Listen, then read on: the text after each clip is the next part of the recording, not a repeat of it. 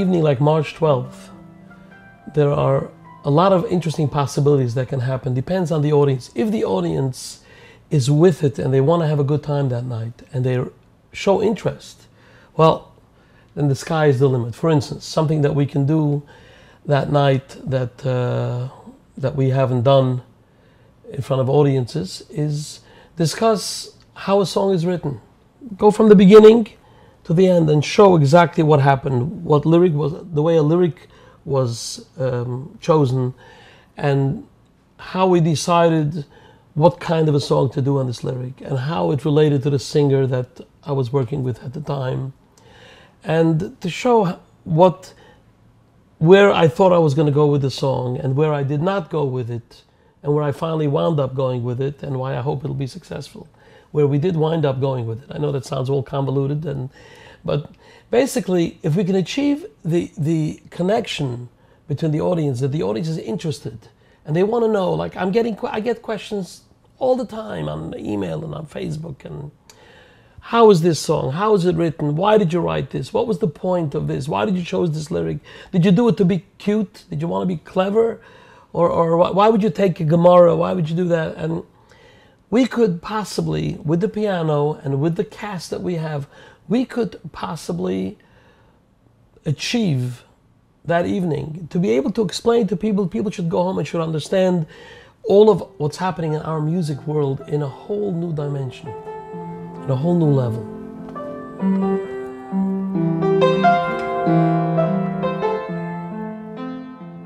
A successful evening on March 12th for me would be if we could somehow succeed in sharing the magic of what takes place at this piano and all the other pianos in the world, which I have occasion to see and to play.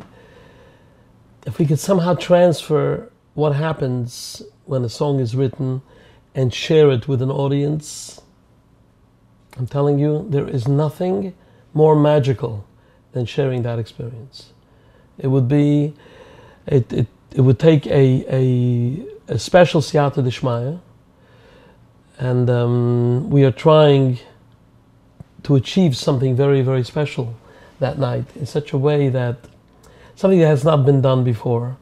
Not where a song is done and everybody expects somebody an artist to go up there and to sing and as if he's performing for a wedding. Instead of that, if we can achieve a dialogue with the audience, where a musical dialogue, where people at the end of the evening will go home and will feel that they've understood something of this experience, I would feel that a very, very successful evening.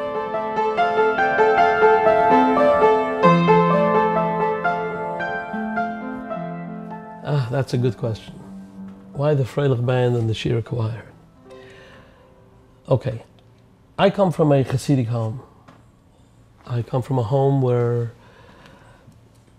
we were very Hasidish, and when we grew up, there weren't many Hasidic kids that were into music, even though they loved music, and this was their total entertainment.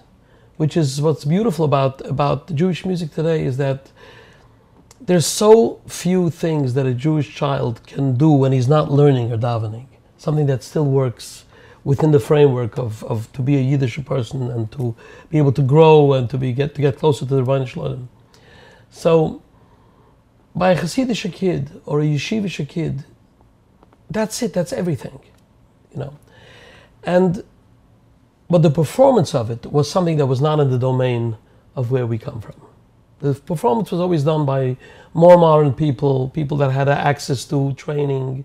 Where we come from, training wasn't okay. It wasn't okay to take music lessons in the beginning. Of course, Baruch Hashem, that's changed. The Freilach band represents 3 young men who are incredible musicians that understand everything there is to understand about music. And for me, to sit next to them and to see boys with payas who have a feeling for music the way they do and can play, and they're such pros and they understand with a wink, with a little gesture, what it is that we want to accomplish and what we want to do. It's such a joy to work with them, and there's such a fire. that Hasidic fire that they have together, and when they play together, it's mamish. It's like they breathe together with one heart. It's incredible to see. And so for me to work with them, it's the most inspiring thing in the world. That's as far as the band goes. And I've never, first of all, just to finish this off about the idea of a band, I've seen all kinds of orchestras, and which are beautiful. There are great orchestras out there. I'm not saying all kinds of orchestras, but to say that three guys who got together like a band, like a rock band, who practice all the time and who just grow, and every time I see them, they're better than they were before. It's unbelievable to me. It's amazing. And for me, it's an honor to work with them. That's number one. And as far as the Shira Choir is concerned, it's an incredible phenomenon that's been happening over the last few years, where young people get together, they form a choir of four, and they sing. They sing at weddings, or they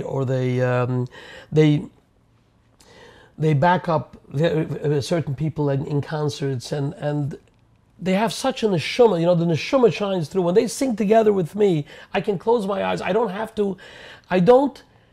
to worry about carrying the entire song myself. They're there and they're holding me up and they're carrying it together.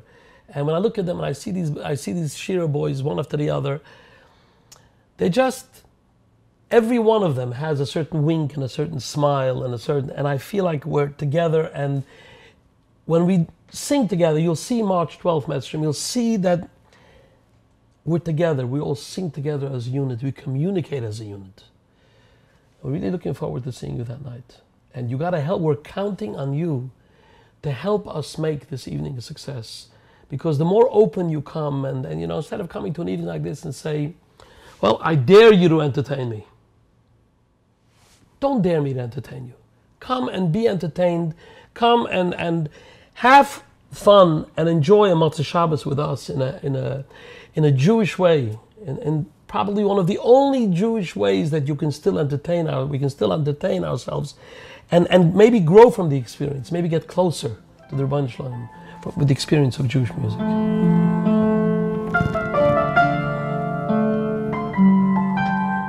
The choice of singers for the evening, we thought again that it's best if our attempt is to share what takes place. It's better to start with singers that are getting started than people that are already accomplished out there. First of all, to show the relationship between the composer and a prospective new artist, somebody that's starting out, and where he's not perfect yet, but you can see all this incredible potential.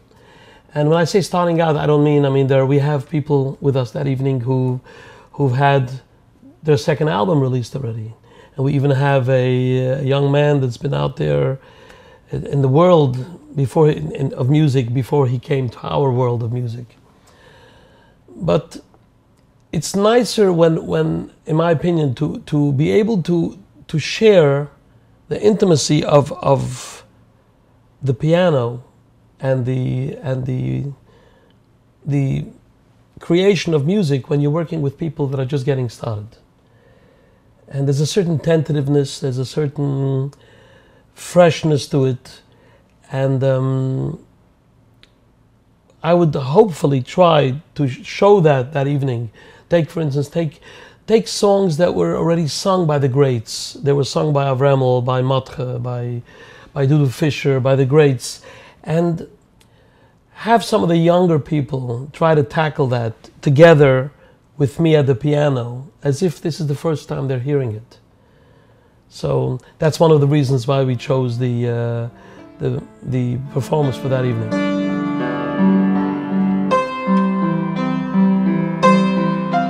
Am I a singer or am I a composer? Well, first of all, I am definitely more a composer than a singer. Absolutely.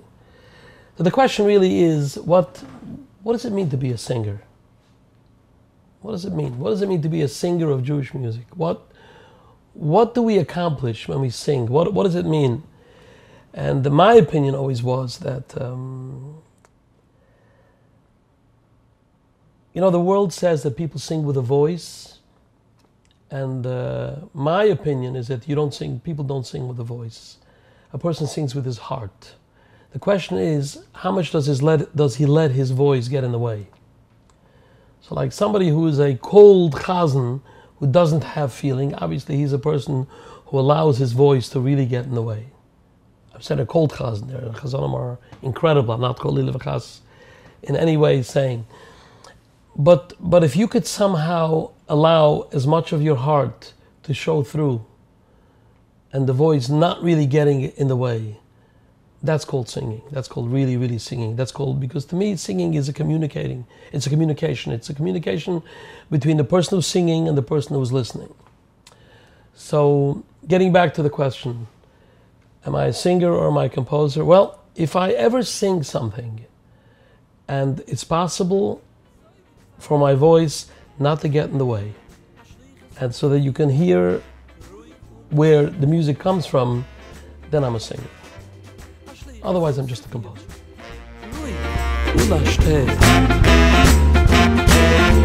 Negin im komponieren